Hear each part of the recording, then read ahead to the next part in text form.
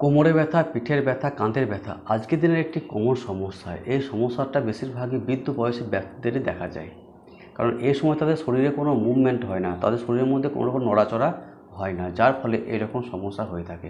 এরকম সমস্যা হলে তাদের ওঠা বসা চলাফেরা সব কিছুই অসুবিধা হয়ে ওঠে এবং এই ব্যথাকে নিরাময় করার জন্য তারা ঘন ঘন পেনকিলারও সেবন করে থাকে। কিন্তু সেক্ষেত্রে তাদের সাময়িক স্বস্তি হলেও তাদের সেই সমস্যা আরও বেশি ধীরে ধীরে বাড়তে থাকে, যার ফলে তাদের স্পন্ডেলাইটিস এবং সায়াটিকার মতো গভীর ব্যথার কারণ হয়ে দাঁড়ায় এবং এর জন্য অবশ্যই ডাক্তারের পরামর্শ অবশ্যম্ভাবী।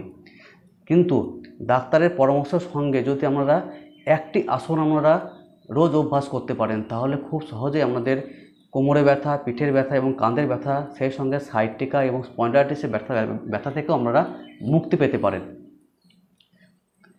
তাহলে রোজ একটি আসন যদি অভ্যাস করতে পারেন, সিম্পল আসন, শুধুমাত্র দাঁড়িয়ে আসন যদি আপনারা অভ্যাস করতে পারেন, খুব সহজে যে কোনো জায়গায় যে কোনো সময়ে অভ্যাস করতে পারেন, তাহলে সেই আসনটির নাম হলো কোটি চক্রাসন। এই কোটি চক্রাসনটি কীভাবে করতে হবে?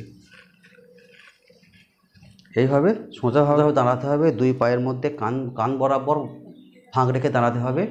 তারপর দুই হাত এভাবে সামনের দিকে ছড়িয়ে দিতে হবে। তারপর এইভাবে ডান হাত বাঁ কাঁধে এইভাবে ধরতে হবে এবং শরীরকে বাঁ দিকে ঘোরাতে হবে। এইভাবে শরীরকে সোজা রেখে এবং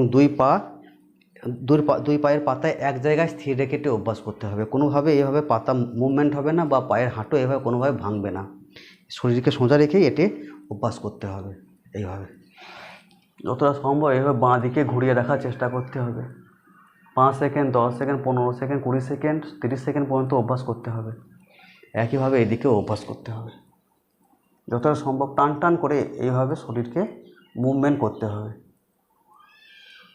বা এটি আপনি এইভাবে অভ্যাস করতে পারেন।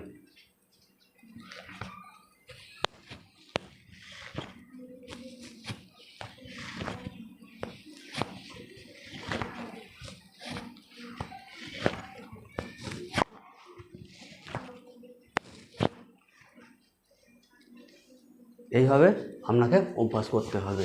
স্বাভাবিক শ্বাস প্রশ্বাসকে রেখে আপনাকে অভ্যাস করতে হবে। আপনি শরীরকে সোজা রেখে যদি এই আসনটি যদি নিয়মিত অভ্যাস করতে পারেন এইভাবে, তাহলে খুব সহজেই আপনারা কোমরে ব্যথা, পিঠের ব্যথা, কাঁধে ব্যথা থেকে খুব সহজে রিলিফ পাবেন। সেই সঙ্গে সায়াটিকা এবং স্পন্ডাইটিসের ব্যথা থেকেও আমরা খুব সহজে মুক্তি পেতে পারবেন। তাহলে এই একটি মাত্র আসন যদি আপনারা রোজ অভ্যাস করতে পারেন, তাহলে খুব সহজে আপনারা পেনকিলার ছাড়াই বা কোনো রকম সার্জারি ছাড়াই শরীরকে সুস্থ রাখতে পারবেন, শরীরের মুভমেন্টকে আরও বেশি উন্নত করতে পারবেন, যার ফলে আজীবন আপনারা সুস্থ থাকতে পারবেন। তাহলে এই একটি মাত্র আসন আপনারা রোজ অভ্যাস করুন, সুস্থ থাকুন, ভালো থাকুন। তাহলে আজকের মতো এটুকুই। নমস্কার।